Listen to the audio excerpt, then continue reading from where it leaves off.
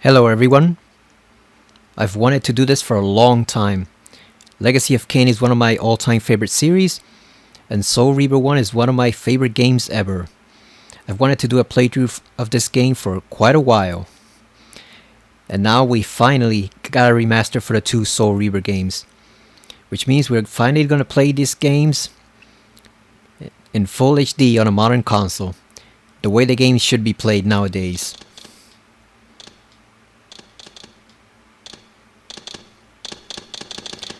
We're going to put everything up because I've heard the volume is somewhat low in this edition. We have subtitles on.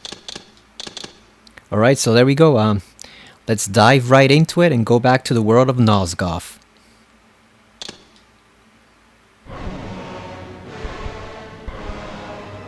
Kain is deified.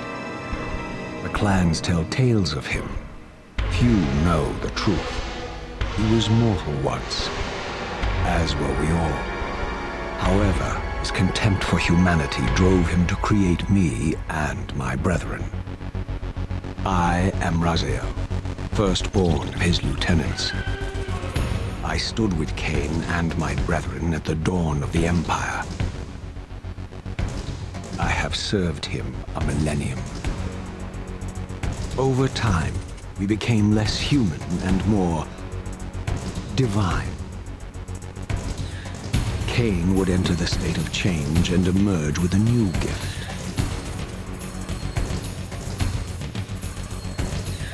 Some years after the Master, our evolution would follow. Until I had the honor of surpassing my lord.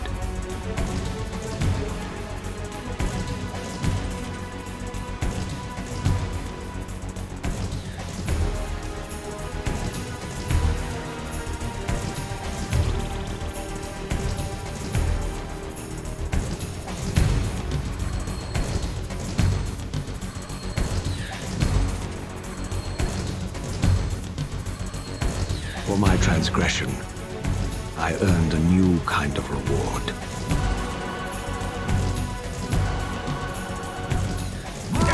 Agony.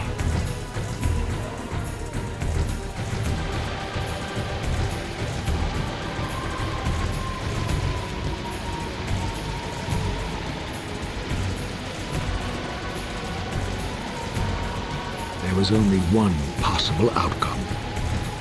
Eternal damnation. I, Raziel, was to suffer the fate of traitors and weaklings, to burn forever in the bowels of the lake of the dead.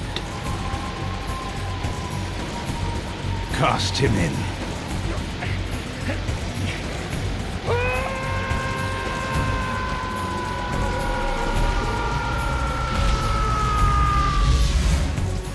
Tumbling, burning with white-hot fire, I plunged into the depths of the abyss. Unspeakable pain, relentless agony. Time ceased to exist. Only this torture and a deepening hatred of the hypocrisy that damned me to this hell.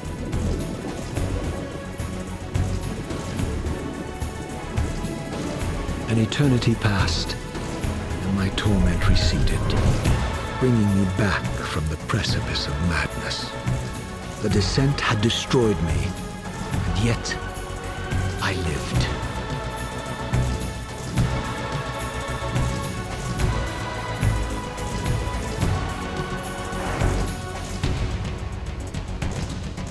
Raziel,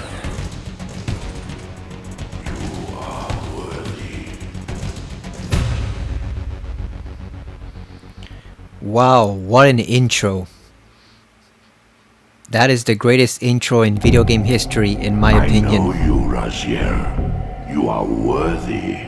What madness is this? What pitiful form is this that I have come to inhabit? Death would be a release next to this travesty. You did not survive the abyss, Raziel. I have only spared you from total dissolution. I would choose oblivion over this existence. The choice is not yours. I am destroyed. You are reborn. The birth of one of Kain's abominations traps the essence of life. It is this soul that animates the corpse you lived in. And that, Raziel, is the demise of Nosgoth. There is no balance. The souls of the dead remain trapped. I cannot spin them in the wheel of fate. They cannot complete their destinies.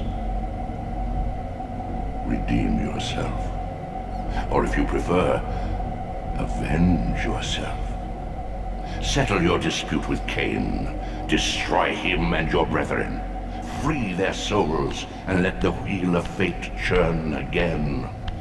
Use your hatred to reave their souls. I can make it possible.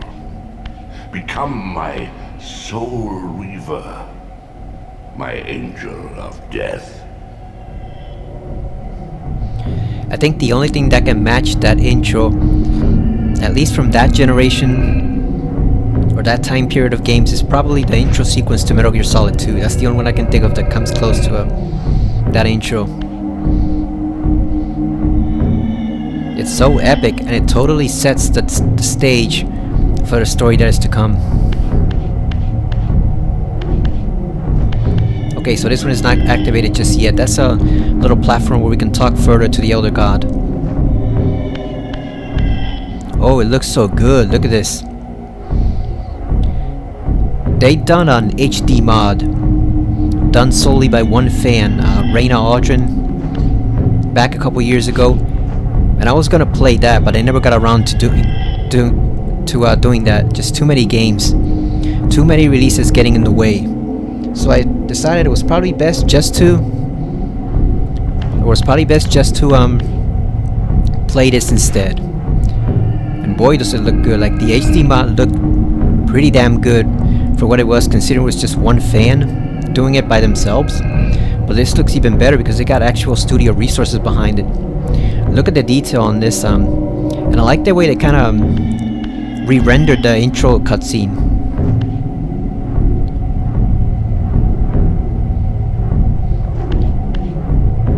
Because that was one thing when we played the original Soul Reaver 2 on PS2. They had a re-rendered version of the intro cutscene for Soul Reaver 1, and it looks so amazing that we always wondered, like, imagine if it could look like that in the actual game, and not just one single cutscene. Look at the detail on Raziel on his ribs. And I like that even the Elder God, you saw more of him in the intro sequence. Look at that, now you can see the actual faces on the pillars here. It's been about a year and a half since I played this game, so I gotta get used to the controls a bit. What's the button to switch the graphics? I want to see if you can...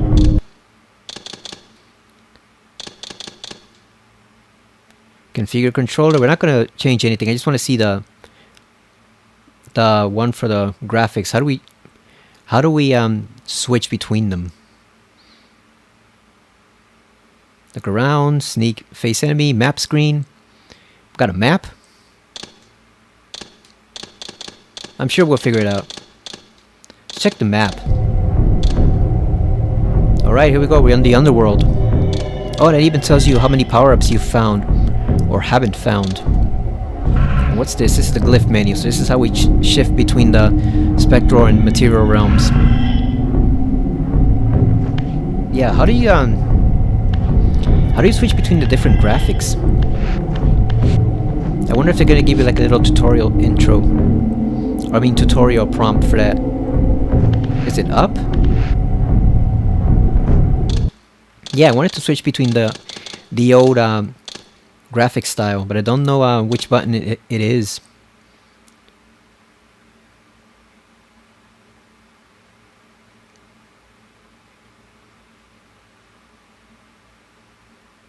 Oh well, we'll look it up eventually. Let's go proceed on with our mission.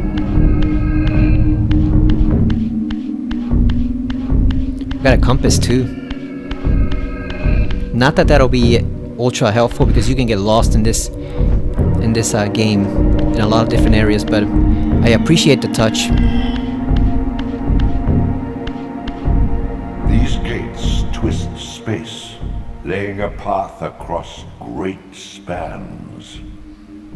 The great mystery, who built these gates? It's been... how many years since this game released? It was 98. 26 years? We still don't know who built these things. Probably some cult or religious order, maybe adhering to the Elder Gods philosophy. Although we'll get more into what these snake things are later on in the game.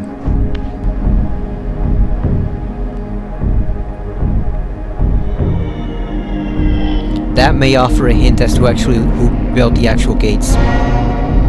So there's all the ones we can access. I don't remember how many of them there are. I think it's like 12. There's the last one.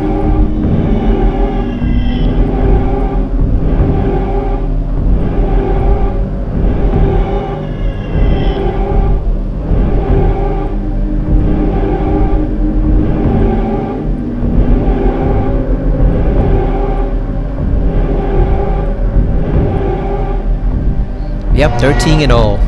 And those go to different clan territories or different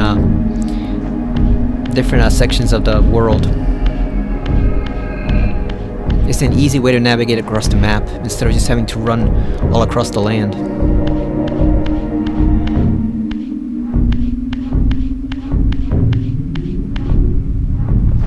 So when did I first get this game?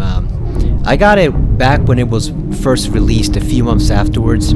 I'd seen some commercials for it on TV back when they did a lot of game commercials, and it looked intriguing. I heard it was about vampires, but it looked like it looked unlike any type of vampire scenario I'd ever seen before. And for some reason, maybe it was because the commercial wasn't clear, or that you know, the graphics were looking kind of muddy, or maybe it was just the way he's portrayed on the cover when he's standing on that stone. For some reason, I thought, and this is gonna sound very silly, but I thought that Raziel was some type of like bird-like creature, in addition to being a vampire. Probably because of the hair that made it look like made him look very different from the traditional vampire in the commercials and on the cover of the game. I mean, yeah. So plus he had wings too, so that obviously that didn't help. But then I got that game because I heard it was very, very good. That was back when IGN was actually doing respectable reviews, you know, as opposed to the crap they did now, and they gave it a very glowing review, along with various other sites, and that finally convinced me to get the game.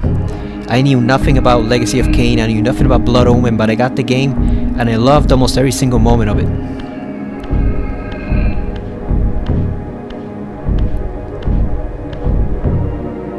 You are weak. You must feed. The old hunger has left me. I have no desire for blood. You are changed. Your bloodthirst is replaced by a deeper need. You have become a devourer of souls. To sustain your strength, you must hunt the lost spirits of the underworld and consume the souls of your enemies.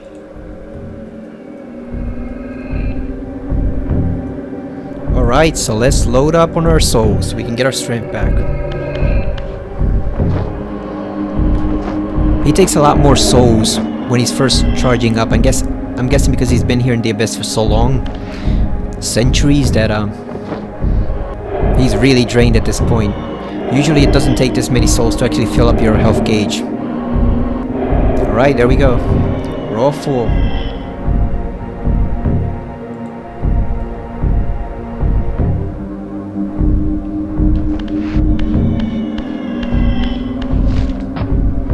What's neat about this game is that even though the voice acting is excellent, you can hear that some of the actors are a bit rough at the beginning, like Raziel's, but then over time as the game goes on and they grow and grow more into the roles, you can hear them getting more and more confident with their speeches and their monologues and stuff like that, and it just makes for some of the best acting you've ever heard in a video game. It's Shakespearean type of acting, which makes sense because it it makes sense because obviously these are all heavy Shakespeare actors. Most of them came from the world of stage theater. Others had different backgrounds on TV shows, movies, etc. But a lot of them are heavy-duty stage actors.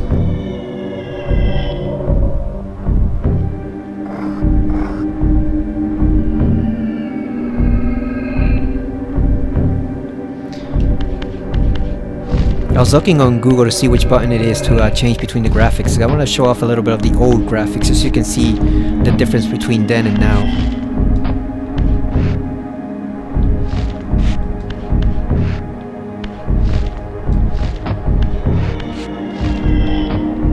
Controls are a bit goofy, but it's probably my own controller. I eventually Your wings, though ruined, are not without purpose. Take hold of them as you leap, and they will carry you across this chasm.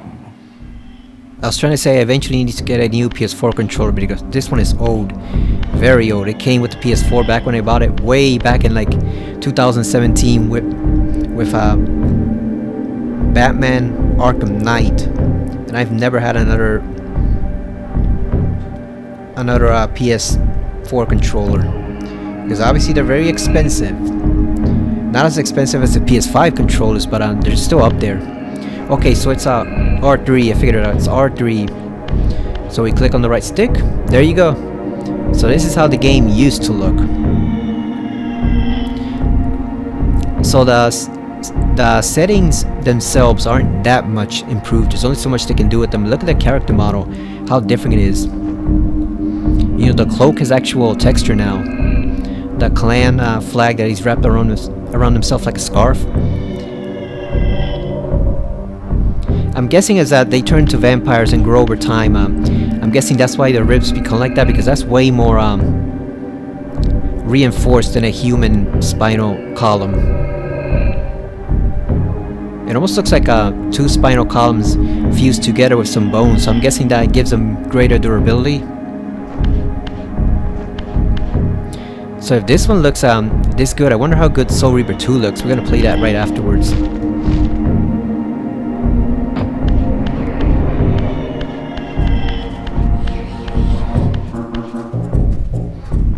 Yeah, sorry if I'm taking a bit long with the intro, but I'm just admiring the hell out of this remastered version of the game. What scabrous wretches are these? Stua, the scavengers of the underworld. Their feral hunger has claimed countless souls, spirits who now shall never find their rest.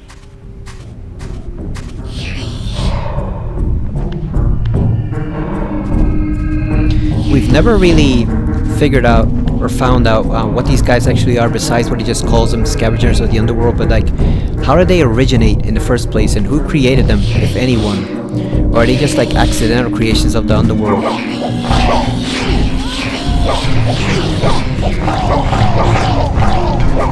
I have my own theories on what they are, but I'll get onto that later on. Probably during the second game. Because I think they might be connected to what we learned in that game. Come here.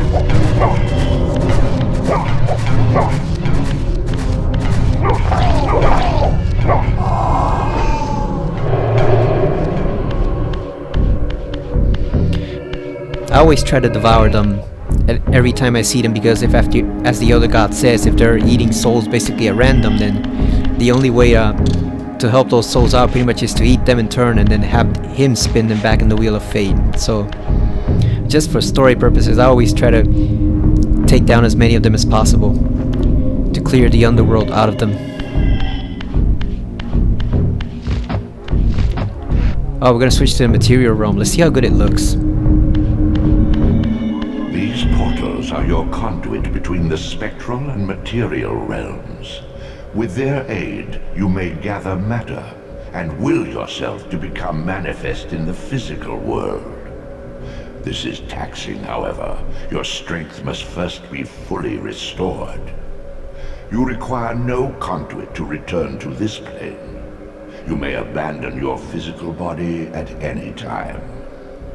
I wonder why they chose to have him constantly moving instead of standing still. Because he doesn't need to breathe, obviously. Not only was he a vampire, he's also now a wraith, so... I wonder why they made the choice to have him, like, moving constantly like that. Alright, let's change over to the material realm. Oh, look at that. Elder God's agent. Sustain your strength to prolong your Got our first trophy in the physical world. If you fail to feed or absorb too many wounds, this fragile matter will dissolve. Look at his glowing eyes. I always found it odd before because he had no eyeballs, so how can his eyes be pure white? And now we see they're supposed to be glowing. Obviously we saw that in Soul Reaver 2 and then the following games, but it's nice to see them add that extra touch of like the blue outline of them there around the dark spots. Got our first trophy. We're officially an agent of the Elder God. So we gotta go track down Kain and kill him for what he did to us.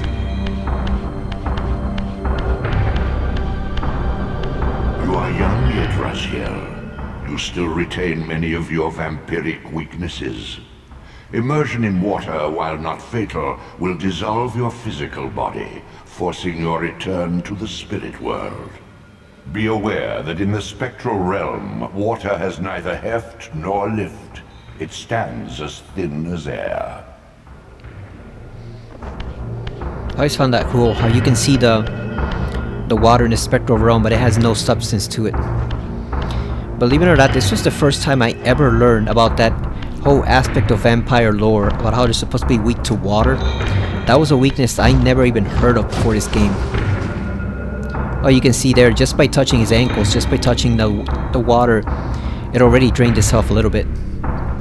Yeah, I'd never heard of that before then. My main exposure to vampire lore at the time I played this way back in 1998 was mainly what we heard of Dracula from various mediums. You know, various media, shows, movies, etc. Mainly the Francis Ford Coppola movie Dracula, Bram Stoker's Dracula, and then also the TV show Forever Night, which was a really good TV show.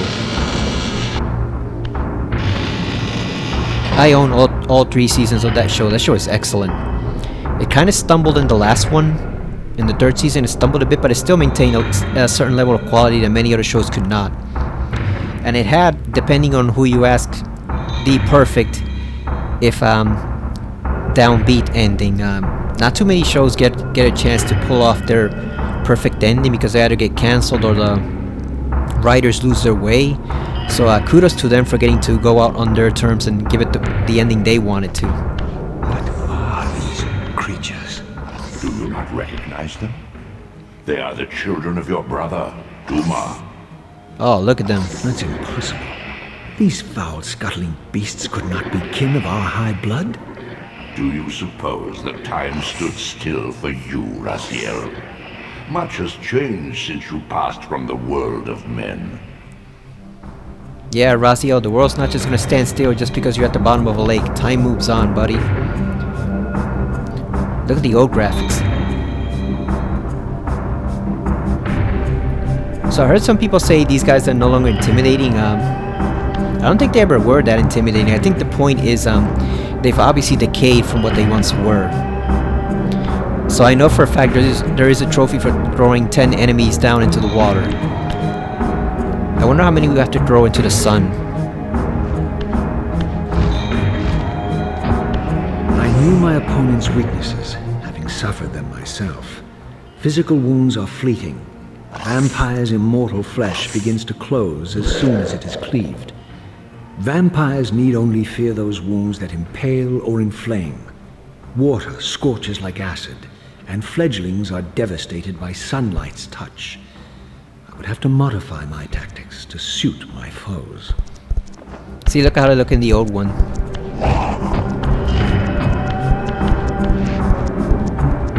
They kind of look like gargoyles now, a bit. Let's throw this one into the sun. Oh, it didn't work. Here we go. Unfettered from the flesh, a creature's soul fades swiftly into the spectral realm. Draw it Begin quickly, Raziel, or you will be compelled to follow. Now a curious thing, if you leave the body there and you wait a while and then you come back in the spectral realm, the vampire will literally turn into a wraith like Raziel. Showing you that his transformation is not unique. Others can turn into a wraith too. Just not as powerful, but they can still do it. Yes, okay, if you don't absorb his soul right here, and you come back eventually, you'll find him as a wraith. If you give it enough time.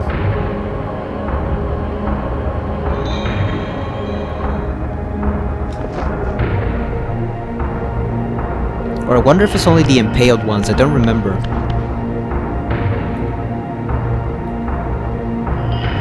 Damn, they carved them open. Your physical prowess surpasses what you knew in life. Even massive obstacles can be moved effortlessly.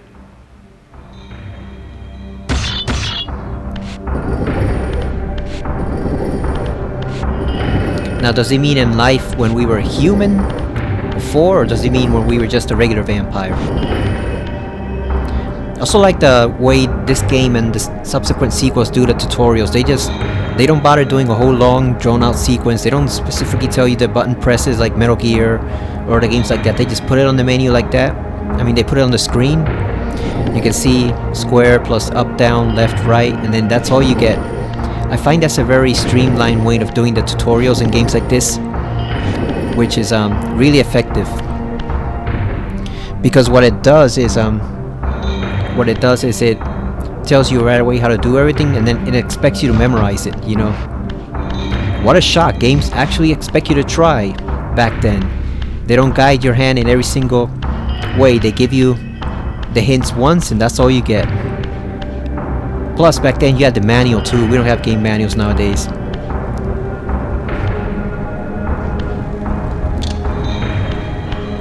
Alright, let's emerge into the great outdoors.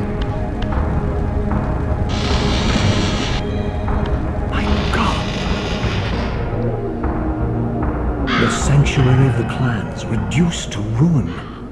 Beyond these walls lay the pillars of Nosgoth, the seat of Kain's empire. How humble it now appeared, collapsing into the dust of its former magnificence. And yet, I had only just emerged. In the instant between my execution and resurrection, centuries had apparently passed. This world is wrecked with cataclysms.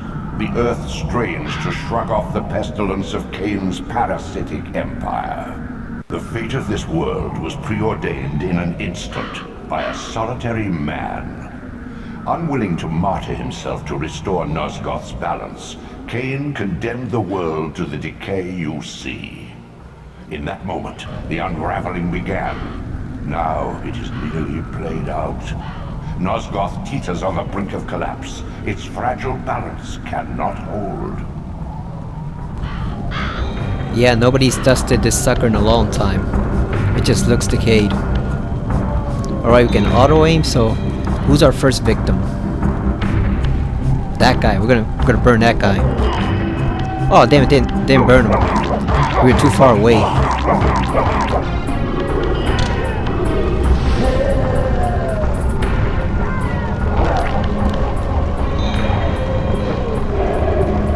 Let's impale someone.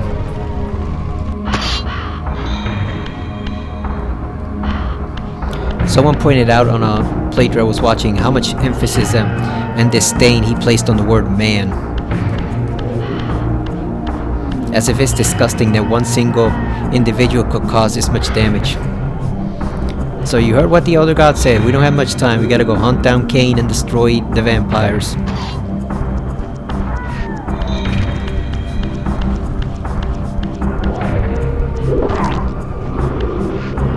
Right, you're gonna burn too.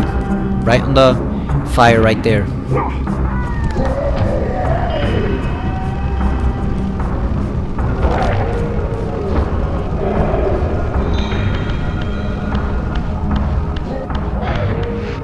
So this is pretty much the great wilds of Nosgoth at this point. Like, there isn't really much civilization left, if any, at this point.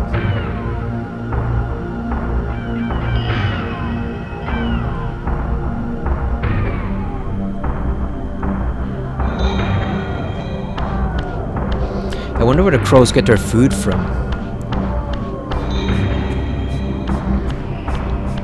So you can sneak behind them and impale them.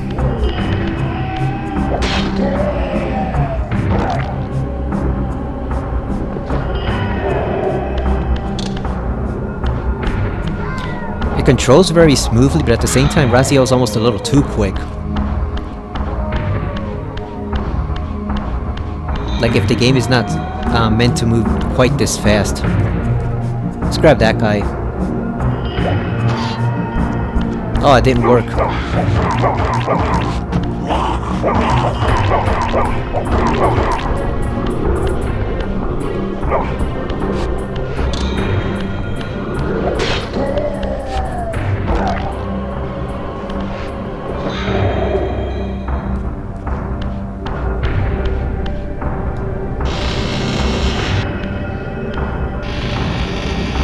I like the little claw mark they put at the bottom there, the red claw signifying what doors you can open or what objects you can interact with. Let's go activate the warp gate. So after I first played Legacy of Kain Soul Reaver way back in 1998, or 99, I think it actually might have been 99. I got curious about the series, and so I did go back and play Blood Omen. I got it on both PC and PS1 first. I got it on PC. I got it on PC first, back when I used to get a couple PC games, and I played a lot of it, and it was pretty interesting. Then eventually I got it on the PS1 and played it there. But the thing is, the PS1 has great load times, so they're a bit lengthy. They're a bit lengthy for the time. So it depends which version you want to play more on. If you don't mind the load times, I probably recommend the PS1 version just because it's the classic, but the PC wasn't bad for the time. I don't think it's compatible with today's operating systems though. I think you can only run it if you have a computer that has Windows XP on it. That's the last OS that I think was compatible with the game, unless there's some fix for it in mods that people have made. That game is long. The thing is, it's a great game. Kain definitely has a lot of powers and abilities, and you get to see his story and his background and the whole background of the world of Nosgoth, but at the same time, that game shows its age. Like, you can see how almost every NPC has the same voice actor, the same one or two voice actors voicing them. So it's funny to hear Tony J voicing one major character in that game, Mortanius, and then also you hear him voicing the bartenders and voicing the knights and then voicing the squires and voicing the jesters and pretty much voicing almost everything, and you can tell it's the same guy. And then Simon Templeman, which does Kain, does the rest of the voices too. So, and then obviously the voice actors for Ariel does the voice for any and all female characters in the game. So it's pretty good for what it was back then, but it's a product of its time. Even with all of Kain's vast powers, which are incredibly fun to use, because you get to kill a lot of humans and demons and mutants and all sorts of stuff in that game. In terms of replaying, I definitely prefer the later games, the Soul Reaver games and Defiance. Not Blood Omen 2, but definitely Soul Reaver 1, 2, and Defiance compared to Blood Omen 1. Use your newfound talents to gain entry where you have been otherwise impeded. So after each major section of the game, you'll come back here if you want to, and the other god always has a new message to give you. A lot of people don't even bother going back to that platform, but he always has some interesting little tidbit to give you about the new area or where you're supposed to go. So like if you ever save the game and then don't play it for a few more days and you forget where you're supposed to go, you must visit other gates before this portal will be open to you. oh, look at that. See, he's telling you you can't go through that gate just yet. Yeah, so it's a good way to remember where to go. He'll always tell you what your next mission is. Obviously, you cannot open doors in the spectral realm. The transition is so seamless, though. It was always nearly seamless on the original, but it's extra seamless now.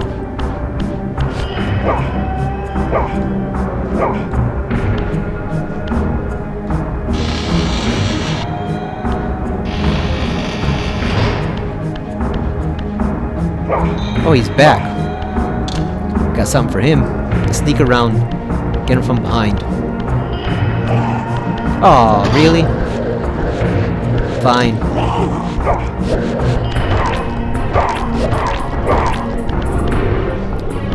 We're not gonna kill him just yet because I got something special planned for this guy. I already saw one particular trophy that we're gonna get right now. We have something special for him. Look at his massive lake of water. Womb of my rebirth. At least had remained constant. The endlessly swirling vortex of the abyss. My tomb and the womb of my rebirth. Though much of Nosgoth's landscape had changed, these cliffs gave me my bearings. My clan territory was to the west. I was anxious to see how my descendants had fared during the centuries of my absence. Look at all the texture of his muscles on the legs. So, people point out that this platform here looks a lot more narrow than it does in the intro. In the intro, it looks absolutely huge. Now, obviously, that could be for one or two reasons. One's, obviously, you can't have it be this incredibly large area in the game. It'll push the graphics to their limit, and then you also have to be able to cross over there for another mission. So you can't have it be. You can't have it be just this massive area that Raziel has to traverse. But the second reason might be that because the whole world is shifting because of the constant damage to the landscape, maybe it pushed the two platforms closer than it was before. So it might have been much more wider before, but then the damage to the environment has kind of shifted the landscape around a bit. That's my theory about it. That it's just it's both. It was one because they didn't want to create this insanely gigantic area in 3D graphics. You know, because the PS1 would not have been capable of that.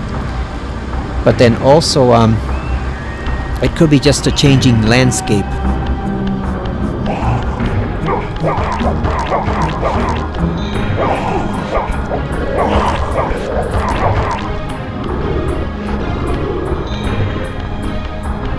Okay, we're gonna carry that guy slowly all the way to the edge.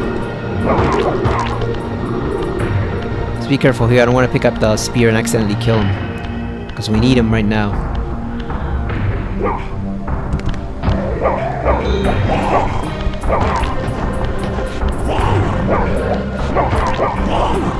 Come on, man. I hope we can make it over there before he kills us, because we're running low on health.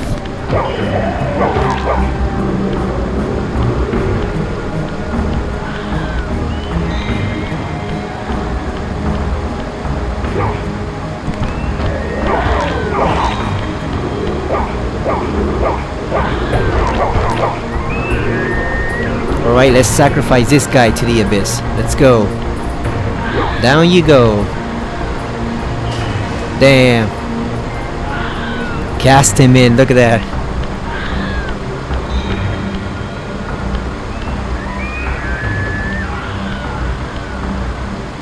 And because we're so discouraged about our newfound appearance, let's just jump in ourselves anyway. Let's go. Beyond death. As my agent, you are beyond death, Raziel. Your enemies cannot destroy you. If you grow too weak, however, you will always be drawn here to recover. There you go.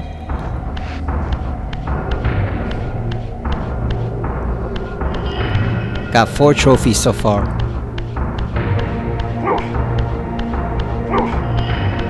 So that might seem like it might make the game a little boring, the fact that you can't really die.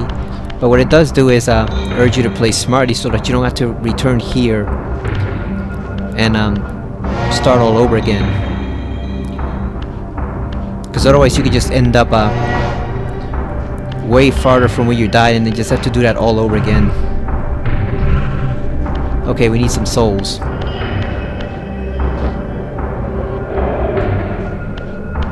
Is there anyone else?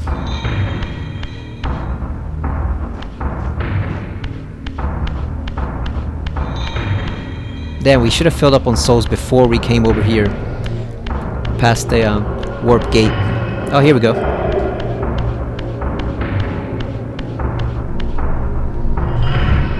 Now you will get something later on that helps you deal with that and allows you to stay longer in the material realm. It keeps your energy from depleting, but we'll get to that later.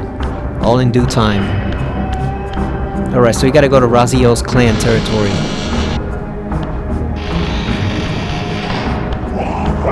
Oh, he's back.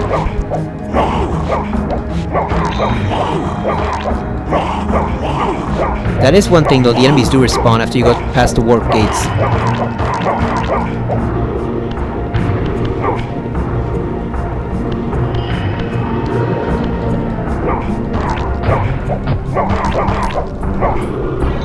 I don't think we can burn it with this. Nah, it's too small. Let's just get out of here. Oh, you got the spear. We can use that. Where is he? There we go. I found that aspect so cool when I first played this. Being able to impale a vampire like that. Just lift him up using the spear. That was so cool to do on the PS1. I'd never played a vampire themed game up until that time, I guess. I think this was the first one. Because I wasn't really into Vampire the Masquerade or any of that stuff, so I think this was the first vampire themed game I ever played. And I think it kind of spoiled me on vampires because this and Soul Reaver 2 give you a whole different perspective on vampires than the one you've usually seen.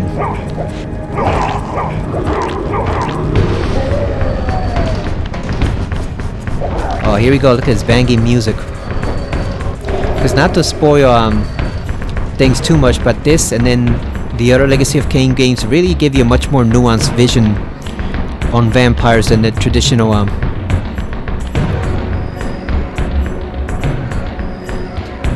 traditional vampire stories. Nosgoth is a world where there aren't really any clear-cut heroes or villains.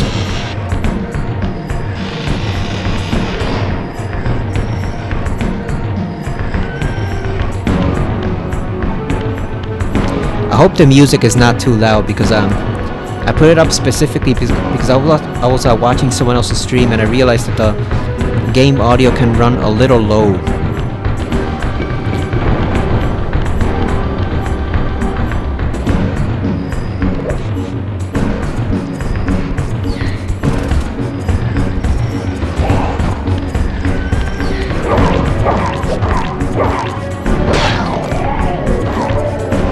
Here's a Soul Reaver theme.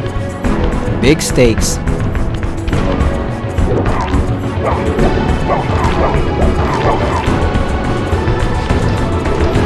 So that's based off a theme called Osar Midashrim, which was written by I believe the artist is Kurt Harlan, and his band is called the Information Society. So the song does get copyrighted on YouTube a lot. I don't know if it will this time.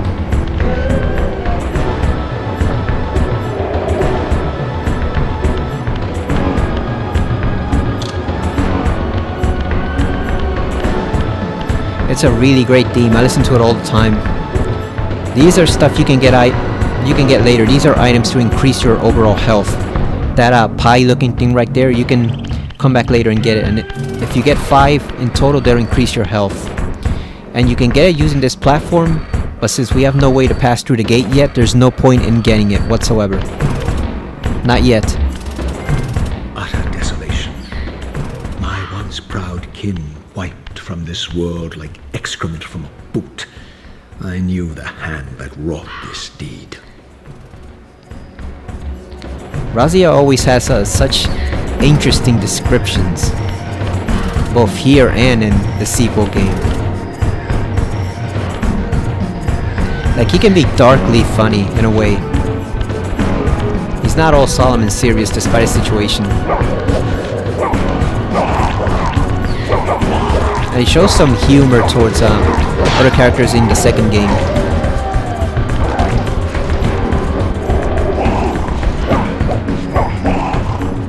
You know what? Let's grab the torch.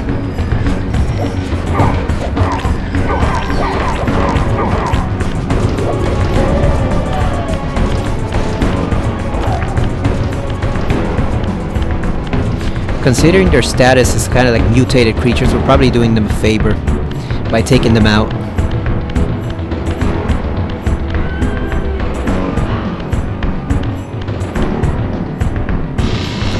I get the feeling this is going to be one of those games that is very easy to platinum, because we're getting a lot of trophies just by playing the game normally.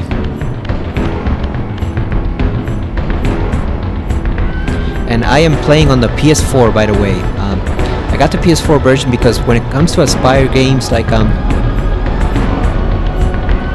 when it comes to Aspire, they did the Tomb Raider remasters, and for some reason the PS4 has a platinum trophy, but not the PS5 version. So even though I prefer to play on the PS5 now, because you know I might as well play on that console to use it more, I didn't want to take the risk of it not having a platinum trophy.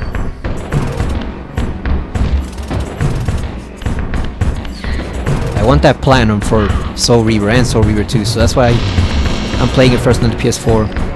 Then eventually I'll go back and play on the PS5.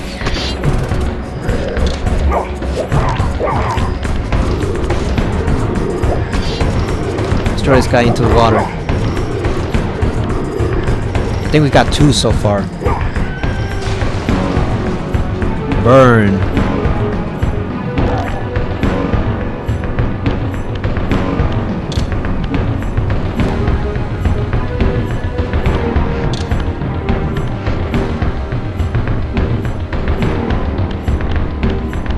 I keep pressing up to look down, forgetting it's inverted.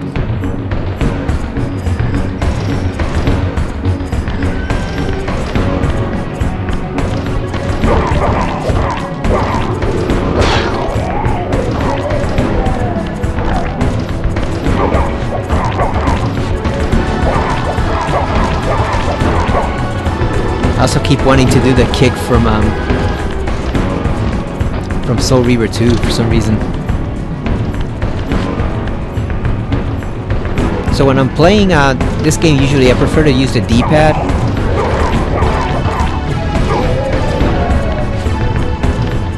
When I'm playing on like a PS2, or when I played on the PS1, I always preferred the D-pad, but I'm using the analog stick for this one.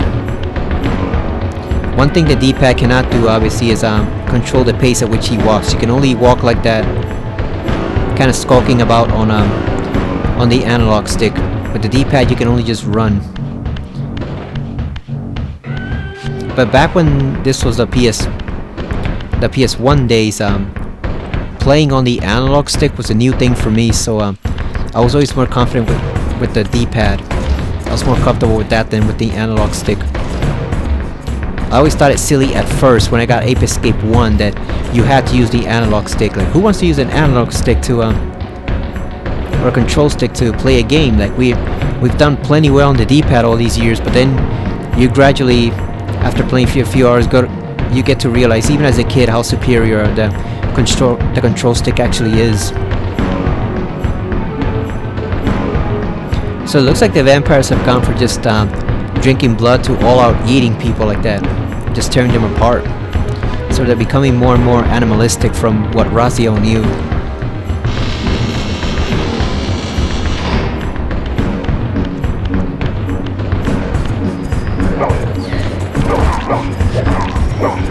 Oh damn, they heard me.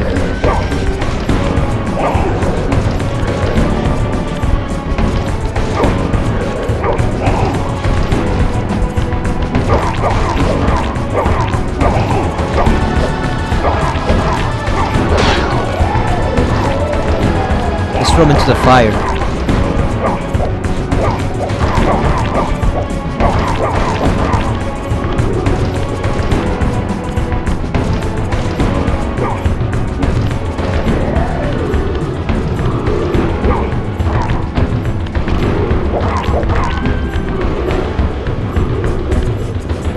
There you go.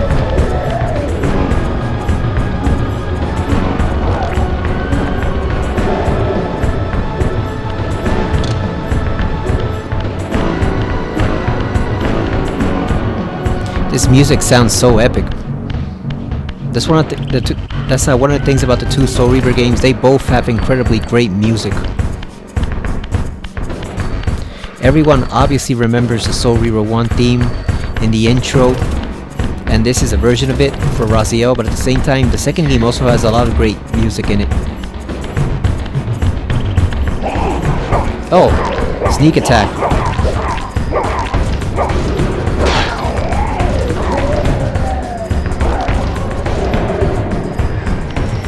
Alright, gotta turn this switch.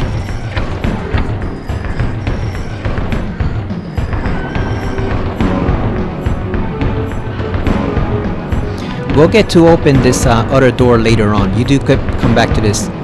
This is actually one of the things that I missed in Soul Reaver 2, the fact that you actually get to explore more.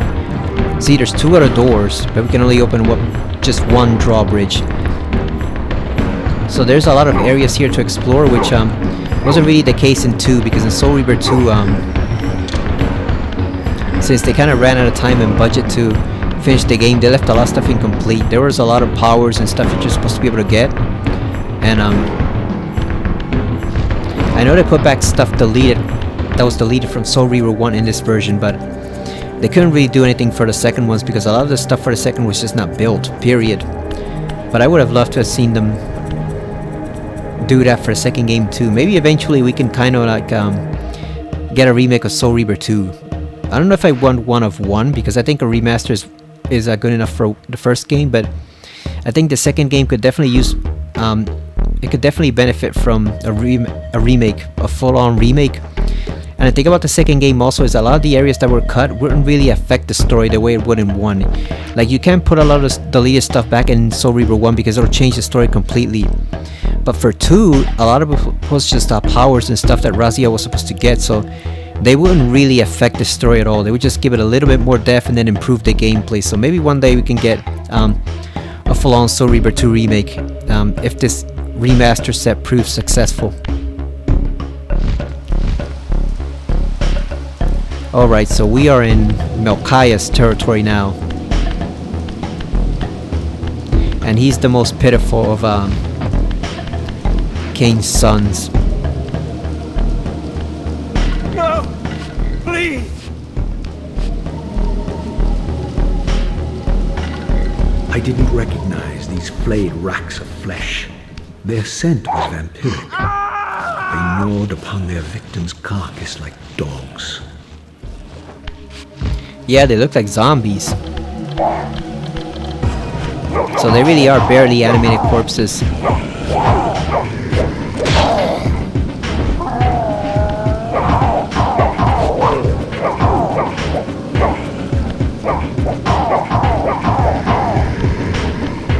Good thing Raziel needs souls instead of blood. I don't think you'd want to feast on whatever blood these guys have inside them. I don't think it's going to be the best quality, if you know what I mean. Like, it looks like they would be putrid and rotting. So if you're a vamp... Oh, we came back. Oh yeah, because we didn't eat a soul.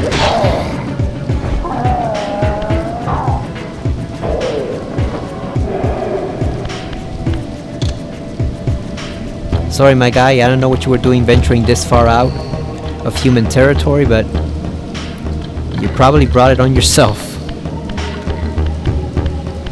And he was begging too. Come on, these are mindless creatures at this point. They're not gonna understand or care about your pleas for mercy.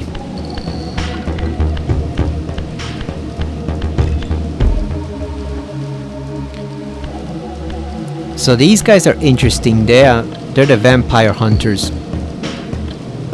And these, if you kill them, they will attack you on sight. But if you don't kill them, you can see right now he's well, he's frozen. Doesn't really know what we are. But if they see you kill enough vampires and you don't harm them, they'll start worshiping you as a god, basically, like an avenging angel. This charnel house bore the unmistakable marks of Melchiah's clan. To what depths had our dynasty plummeted if these ghouls were the descendants of my high-born brother? Were they so debased as to recruit fledglings from the desiccated corpses here interred? So he's asking if they started recruiting new vampires from basically the corpses that were already buried here, which you're not supposed to do. I think you're supposed to recruit other humans who are actually living, or else only those who died recently. You're not really supposed to recruit.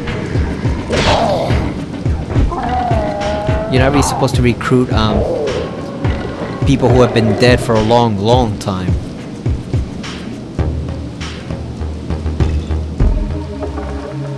This is a really cool side benefit of these games being remastered the way Aspire does them, that you can see what they looked like in the original graphics but on a new modern console. And then you can see the new version, look at that. Pretty cool. It's the same thing with Tomb Raider. It's I never played those games fully, so it's fascinating to see what they looked like before the enhancements, and then originally, and then how they look now.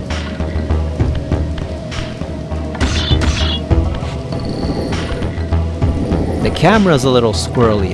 It's a little jumpy. I'll give it that. It's not perfect. It's not flawless. It's just one of those things that you have to get used to. I know some people wanted a full-on remake of the first game and the second, but like I said, I don't think that was ever going to happen right now. I think they need to get a sense of whether people will buy some more Legacy of Kain stuff before they set out to do that, you know. You test the waters a bit, and if people respond positively, then you do more. Just like Tomb Raider, where they put out the first 3 games and they avoided doing any of the others, and then people are wondering why didn't they just do the whole series, you know, the whole original series, and call it a day. Well, they want to see if it'll sell, and it did, so now they're doing the other games. Last Revelation, Chronicles, and Angel of Darkness, that's the other one, even though that game sucks. But yeah, they put these remasters out at first to test whether there's an audience for a certain series where you can still have the content sell, and once it does, that's when they move on to bigger and better plans. I know Konami went for broke. They just made a Silent Hill 2 remake right off the bat, but most of the time you don't do that. You do a remaster of the old game first, and then you put out a full remake. Or at least that's the way it's supposed to be. Raziel has big feet. Look at those claws. Melchiah was made last, and therefore received the poorest portion of Kain's gift. Although immortal, his soul could not sustain the flesh, which retained much of its previous human frailty. This weakness, it seemed, was passed on to his offspring. Their fragile skins barely contained the underlying decay.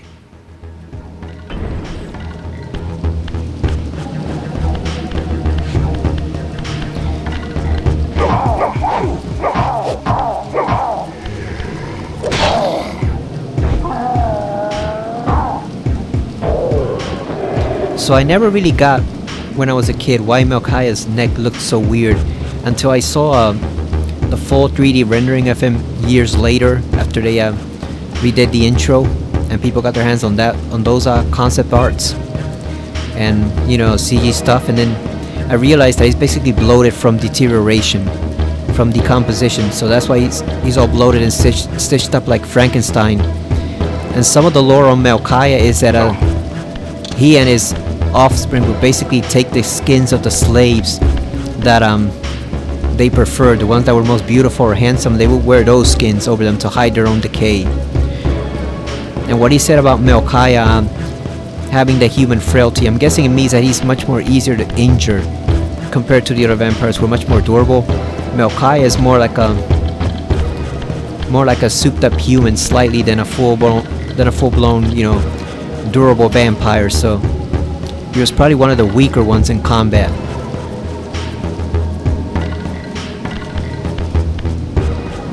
And then of course his children became even weaker, and then eventually got corrupted entirely.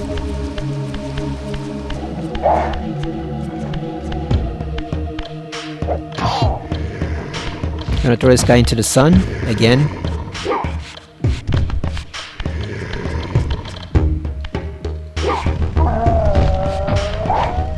Can we pass through here? Yeah, we can.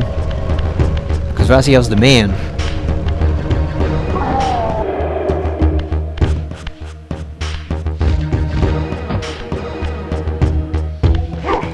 And by highborn, he means that they're all aristocrats. You know, comparatively speaking, they're not just common vampires. Oh, look at that, threw him right through the sun.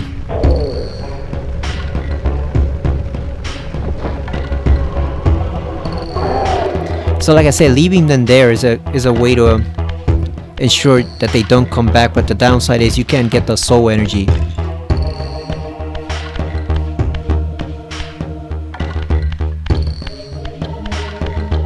Later on, that's not a problem as you find something that sustains you, but for now, early on, you do want to eliminate them.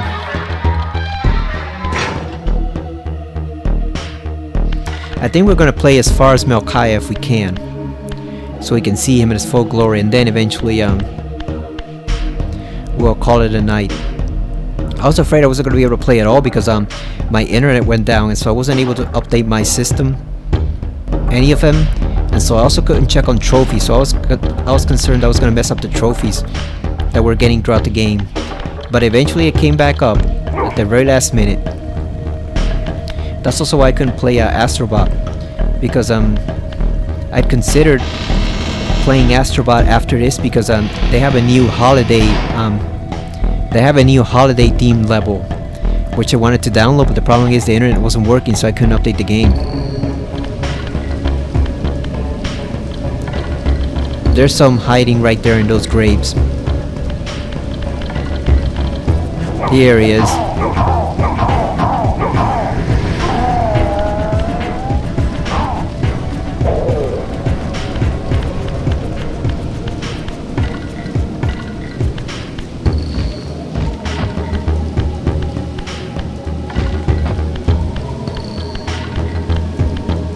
Any others?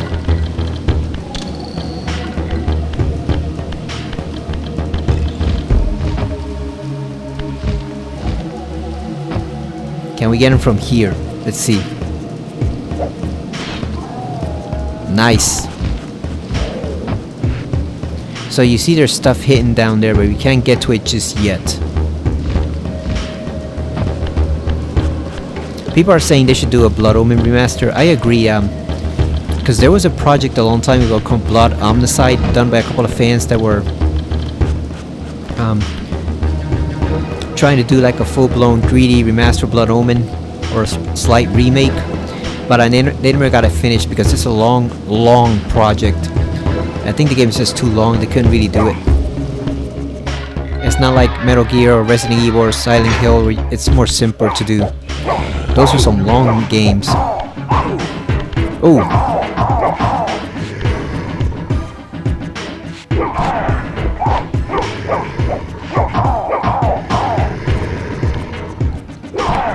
Come on, get up here.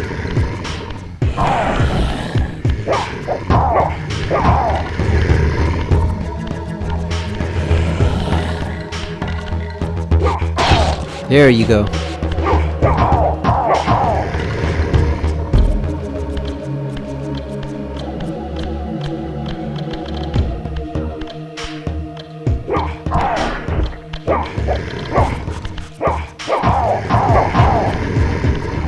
I always found aiming at the spears to be a little difficult. Aiming at the spikes. There you go.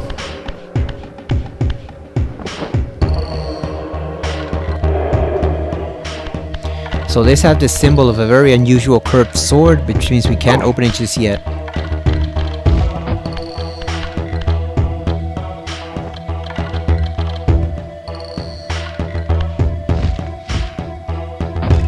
Honestly, I think Blood Omen could benefit the most from a full-blown remake as like a regular 3D action game with some RPG elements in it, but there's no way they're gonna fund that, even if this game sells successfully.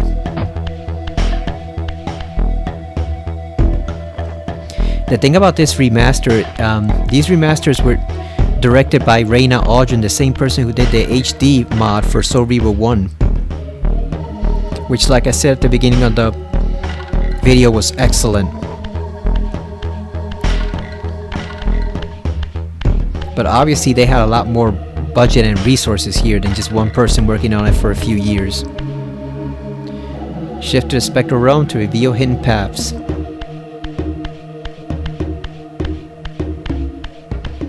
That was also the gimmick of this game, that when you shift into the spectral realm, the landscape distorts and becomes different, so you can find all sorts of hidden stuff.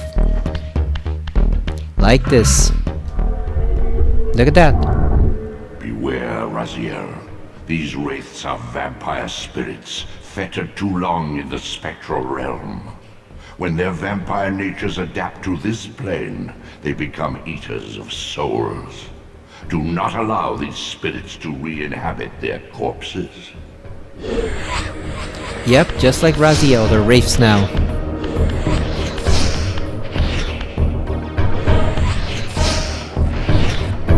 And the thing is, if you let them return to their bodies, they become wraiths in the physical world too.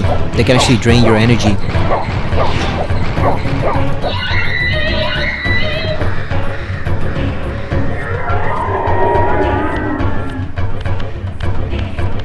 That sound effect is a bit disturbing. I always like that one, the way they scream.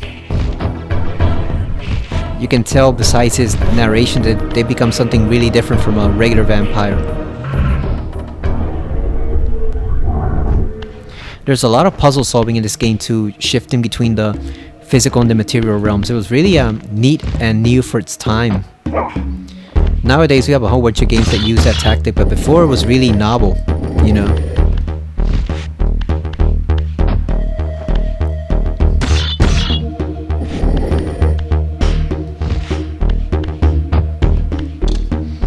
Now everything from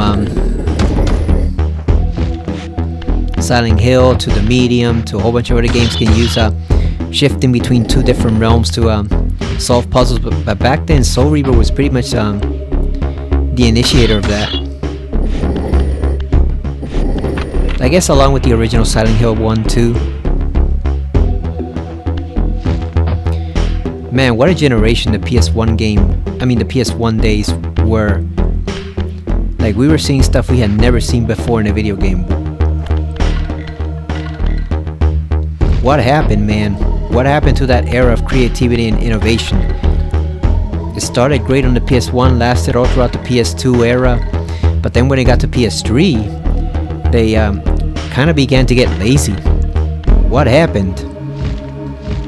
Alright, we gotta lower this so the other one can rise. And then we freeze it using the spectral realm. And that's how we get back up there. Yeah, man, what happened?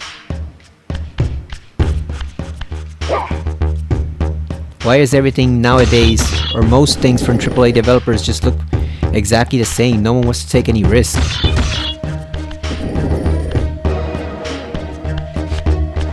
Or if they do, it's the type of risk that damage a game, like how Konami supposedly wanted to change a lot of stuff on the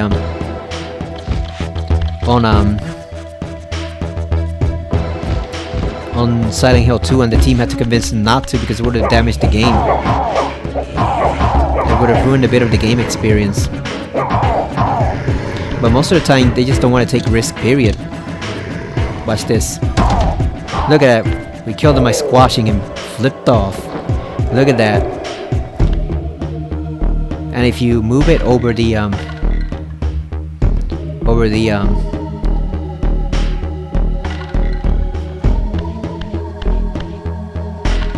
if you move it over the grave, when they come out, they automatically die.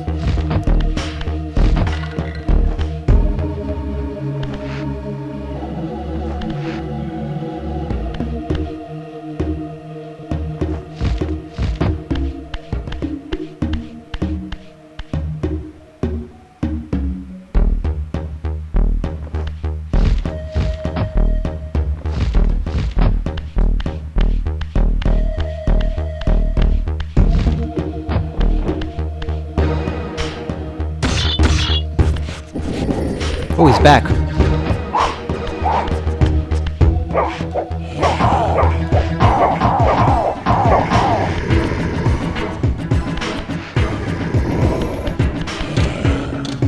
Come on, flip him off. There we go. Squash vampire.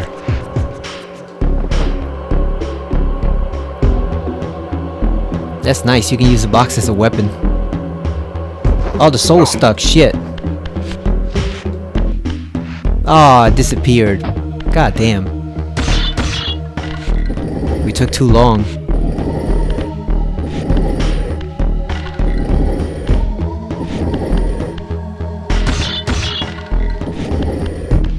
Now, one thing about this game, it does have a lot of box puzzles. That's what people complain about the most, the box puzzle.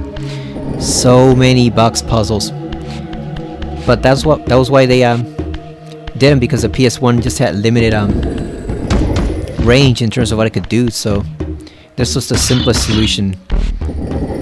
Back when they started development on Soul Reaver 2, they were able to experiment a lot more with light and shadow and stuff like that, because the PS2 was capable of those things.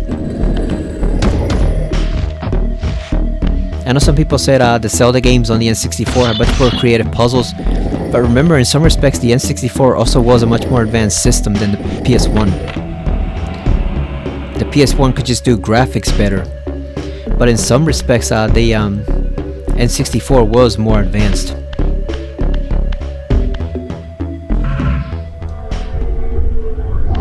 And plus, Nintendos are masters at doing puzzle-based gameplay. So of course they would have some great puzzles in Zelda. Ocarina of Time and stuff like that.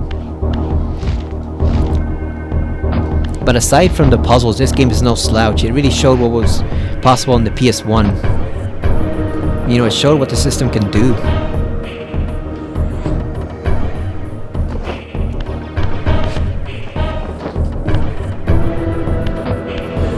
There's a Wraith.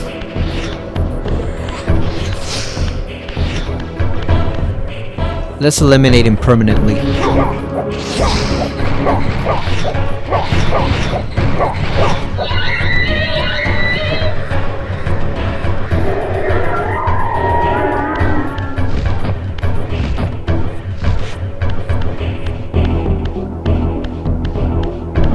I wonder how they become lost souls. It never really explained what the criteria is for them to become lost souls rather than just move on naturally. I wonder if it's people who are killed violently that get lost in the underworld. That might be one explanation for it.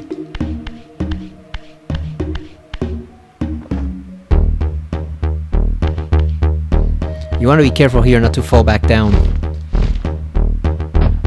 Like we almost did right there.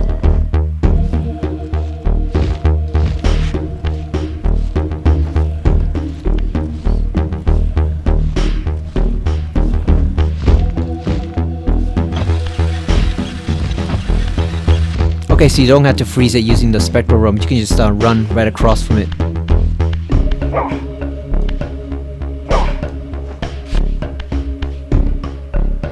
See, another block puzzle. So it begins.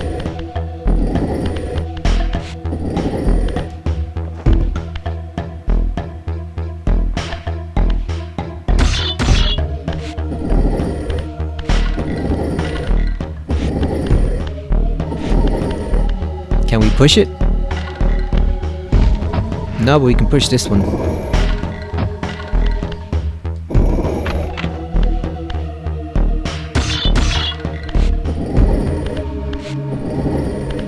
It is kind of funny though that based on this game, this was the best vampire engineers could do. Block puzzles to seal pretty much everything.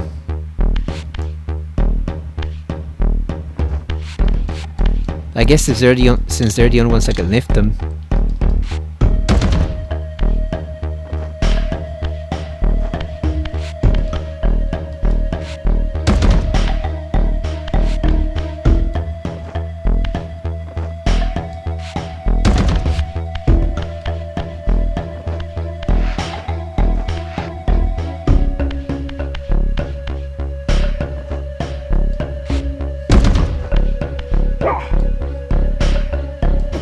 Although, did the vampires build this, or was this just territory they took over from the humans? That might explain why it doesn't make sense if humans built this thing. Because humans are stupid sometimes with their engineering choices. Let's grab a torch.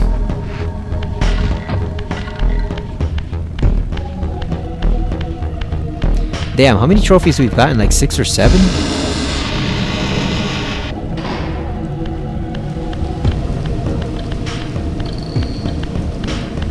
We can't get that just yet because we can't climb, unfortunately. We haven't learned how to, so that'll have to wait until later. The rain doesn't put out the torch.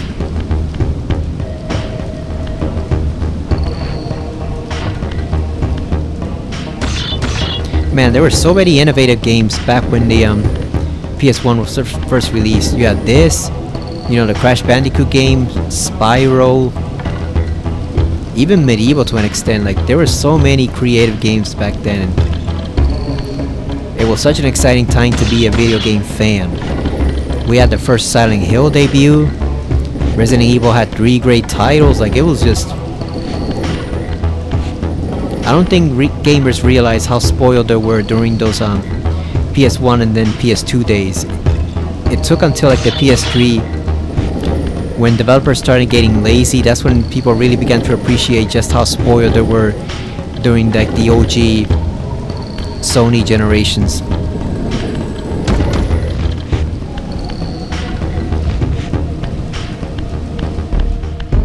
Because Nintendo always puts out great games no matter what the generation is, but man, Sony was really in its prime back then.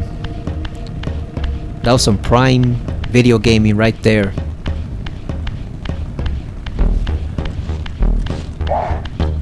Come here. Oh, wait a sec, we should just throw him into the water. Raziel, put down the torch. So you can keep working on that trophy. There you go. Enjoy that nice acid bath.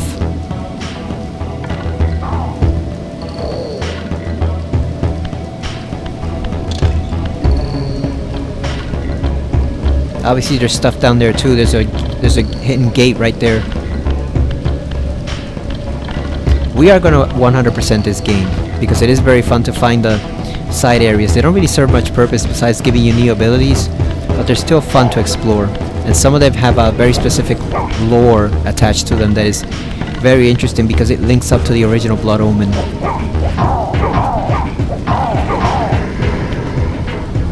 Let's throw this guy again.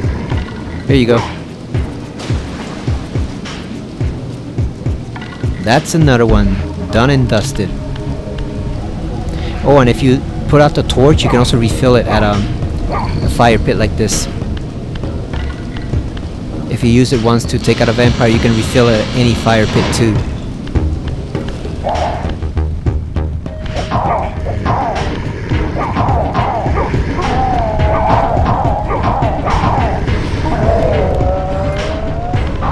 Oh, look at that, immolate. We got a trophy.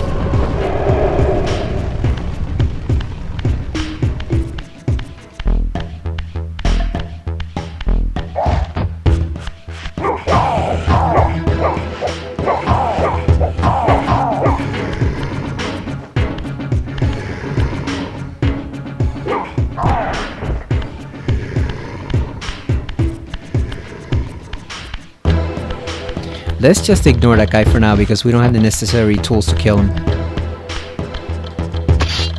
Well, now we do. Let's go back and get him out of the way. Oh, there's a fire pit right there. We could just lure them over there.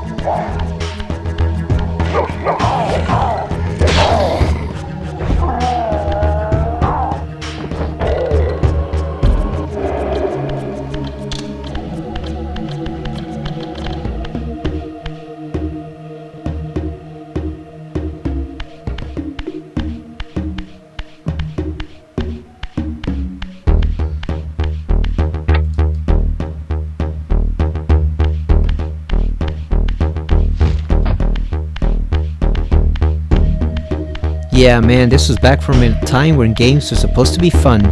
Nowadays, with a lot of it, it's all about storytelling and cinematic experience. There's too many HBO games, as they call them, you know? That's fine on its own. You know, I don't mind cinematic games. Like, obviously, I love Spider-Man. I'm a fan of stuff like that, and I like Metal Gear Solid games. I like those type of games, but it can't all be cinematic experiences. There has to be a room in the gaming world for just fun experiences that you can pick up and play. Even when they have a serious story like this game does, you can still make it fun. You don't have to be ultra serious like Neil Druckmann.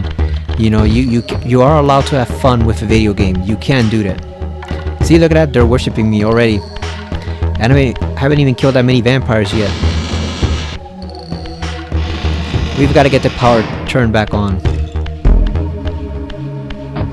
Because even though this is almost like a medieval type of world with vampires in it, we still have power. We still have to power these factories or whatever they used to be.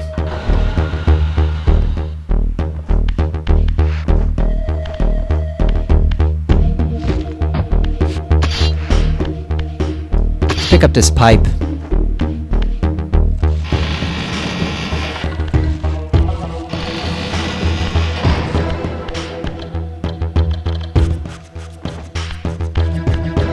What was this place originally before Melchiah took it over, I wonder? Like I said, did they build this from scratch, or was it something they inherited from the humans they killed? Because later on you find out that's how Rahab got his territory. Those are the underwater vampires. They basically inherited it from the humans they killed. So I wonder what this place was. Whether it was here before Melchiah took it over, or whether it was something they built from scratch over the centuries.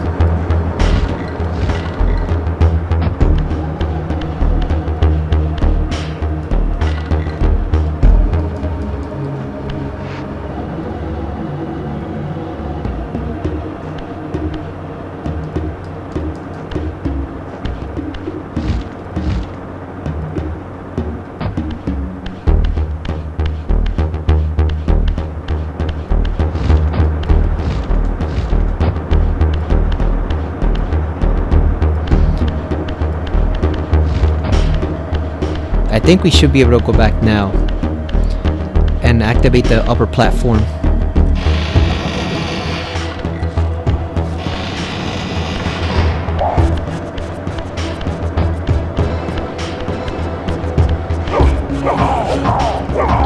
Come here, get piped.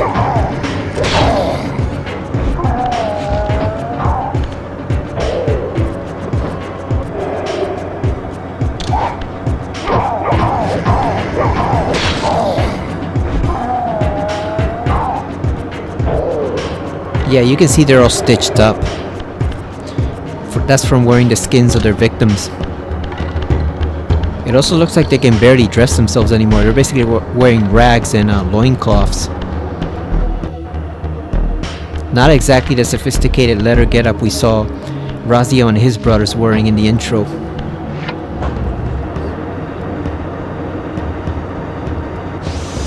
Alright, let's see if that did anything. Here we go. We're almost to Melchiah, just a few more steps. I think just like 10 more minutes and we're right at his gate.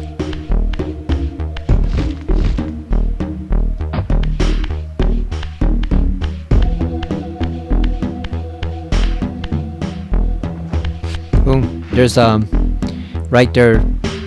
There's a spot where one of them could emerge from that place. Whenever you see a mound of dirt like that.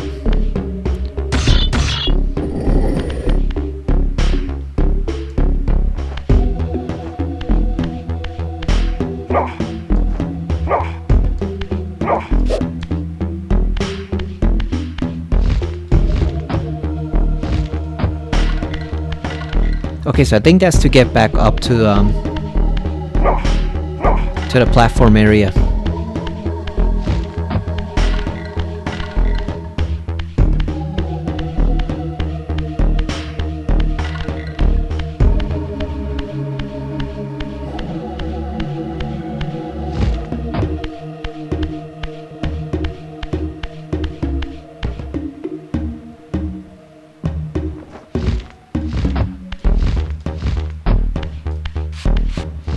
That cave leads to Melchiah, so we're not gonna go down there just yet.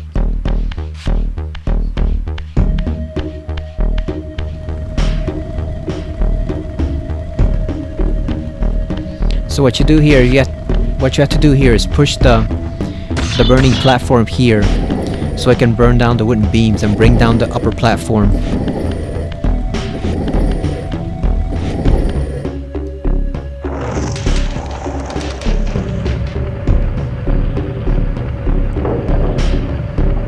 I think there's 4 of them, if I'm not mistaken.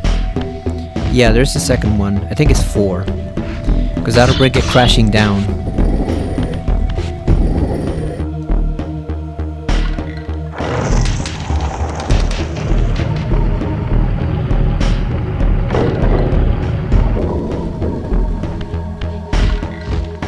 Man, I have every single line in this game and the sequel game memorized. I have all of that stuff. I played the game so many times throughout my life. I have all that stuff memorized.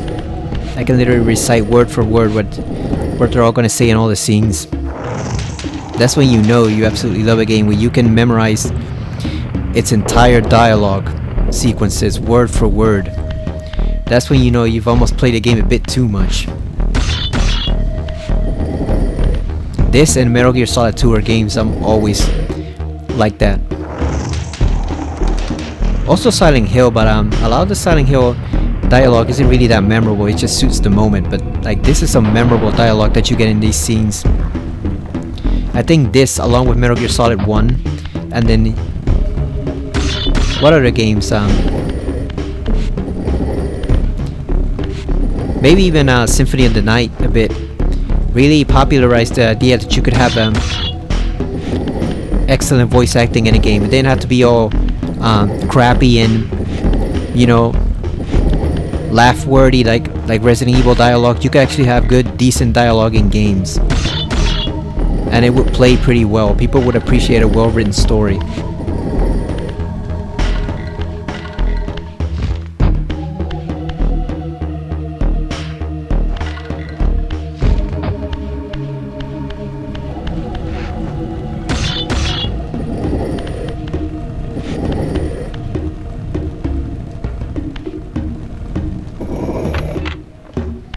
There you go, you have to push into the middle of the platforms. Once you hear that click, that's when you know it's in the right place.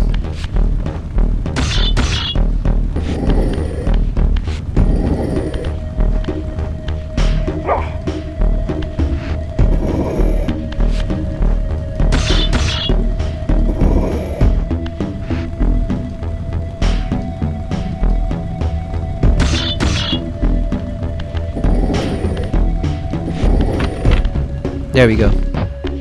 We had to push that one a little further.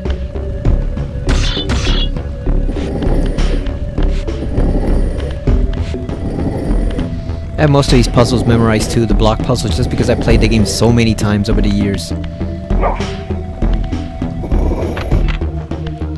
One more.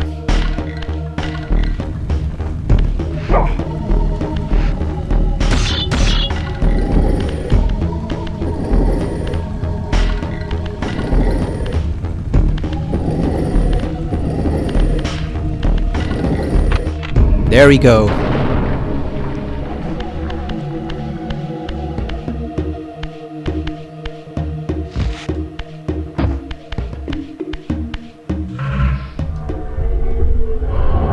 Let's get some full health before we get downstairs to Melchiah. While we're right here at the portal.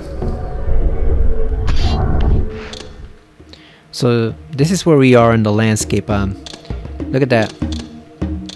These are all the different areas. We got the Force Cliff, which we can't access just yet. So we're at the Necropolis, and we have the Silence Cathedral. And look right there at the bottom, I believe that's Kain's clan territory.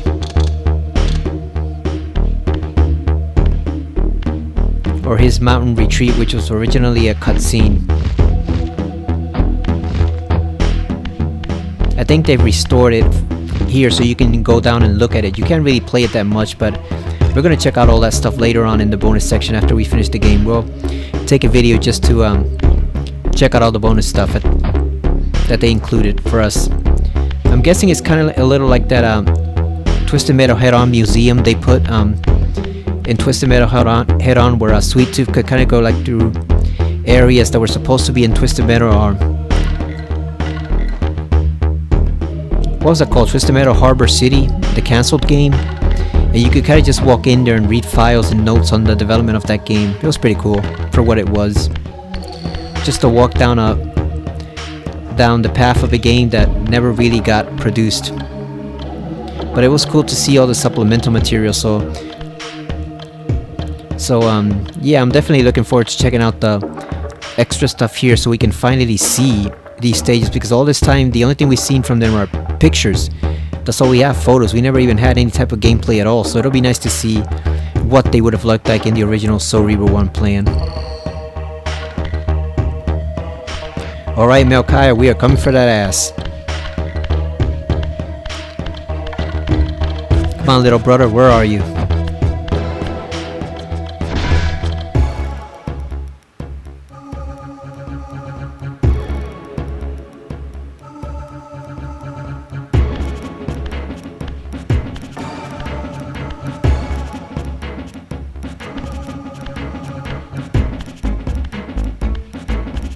I like Raziel's casual stroll.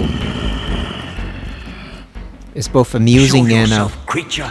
very cool, the way he just casually strides about. Do you not recognize me? Oh, here he is.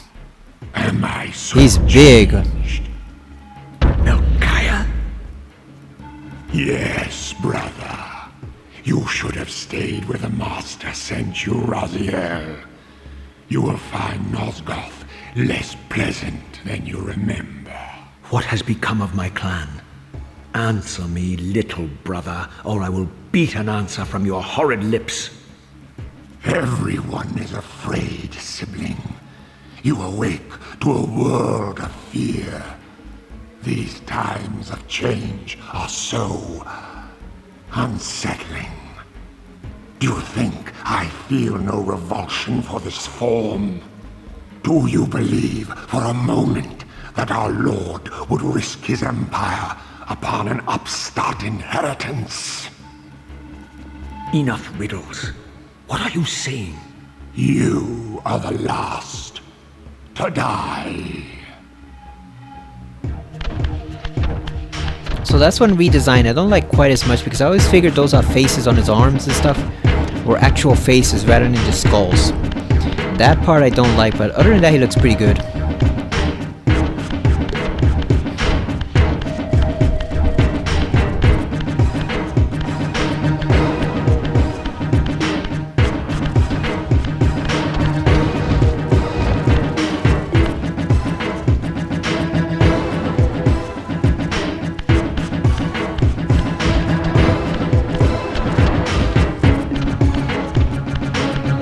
So we can't really harm him. What we can do is just lure him over to these traps over here and then drop the gate on him when he comes down this way.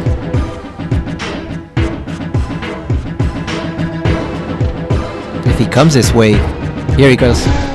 There we go. He's gonna break the gate.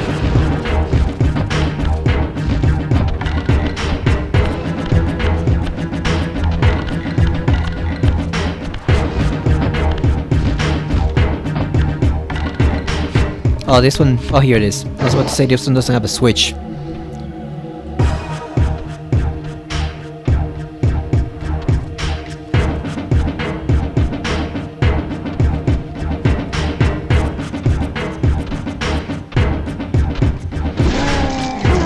There he goes with his leg fingers. Now we can activate the big meat grinder.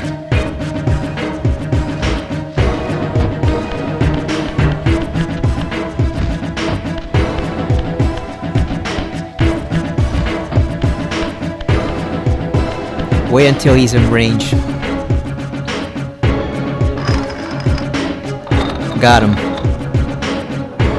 Tell me, Melchiah, where can I find Kain?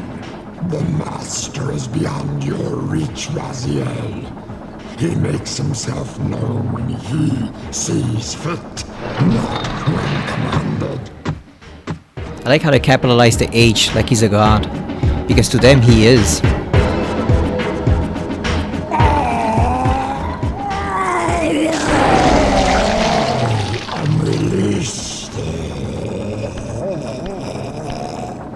Some people might wonder if that was so slow, why didn't he escape?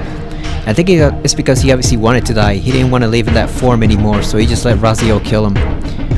He's not as defiant as one of the brothers you'll find later on. Or some of them. Fratricide. You have done well, Raziel. Am I reduced to this? A ghoul? A fratricide? Elevated, Raziel, not reduced. Consuming Melchiah's soul has endowed you with a new gift. Insubstantial barriers such as these are no impediment to you in the spectral realm. Will yourself to pass through, and you shall. And that was where the whole thing of absorbing enemies' life essences and having them grant you powers started in the series, which they were reused in Blood Omen, even though it made no sense in Blood Omen 2. It made no sense there, but they kind of reused the concept just to have it fit with Raziel's theme.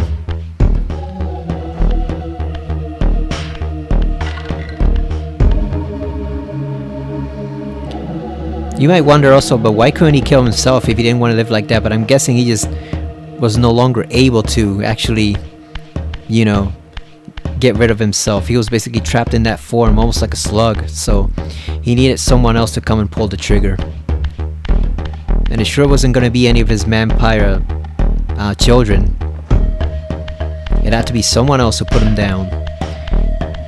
But what's more ominous is that giant meat grinder was probably used to grind up slaves, human slaves, and grind them into food or blood. So that's a very disturbing concept right there when you picture what exactly this giant grinder press was used for. There were probably lots of people who were crushed like that in here. Pretty sadistic. So now we can switch realms and then go past these gates, but only in the spiritual realm, the spectral realm. It does not work in the physical realm, and that's important to remember, because that's how you access those gates that have hidden bonuses in them to increase your health. Alright, we gotta find the portal.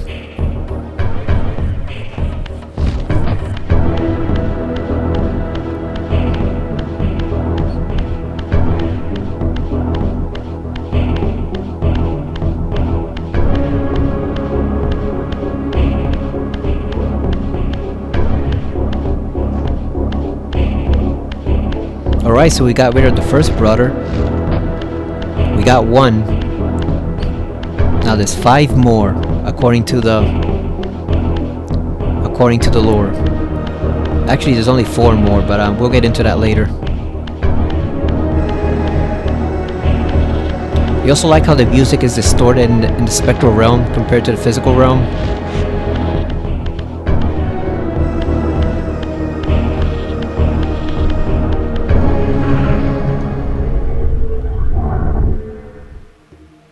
And that's it, we're done with Melchiah's territory for now.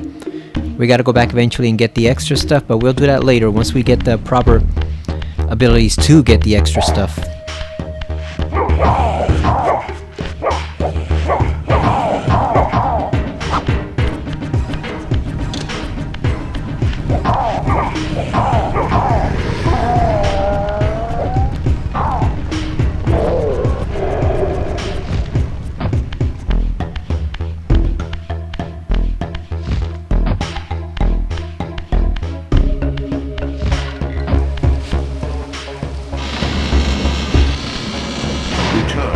Sanctuary of the clans, Raziel.